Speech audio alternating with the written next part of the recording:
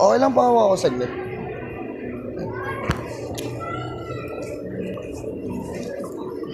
Ay, No.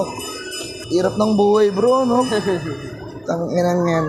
Imaginein mo, pre, like, dumating sa point na may Bombay akong inutangan, pre. Sobrang laki ng utang ko. Tangina, hindi ko alam kung ba't hindi ako sinisingil ng Bombay. Tapos, sinafuck na pala yung girlfriend ko. Dumating sa point na nagmahal na lang ako ng aso.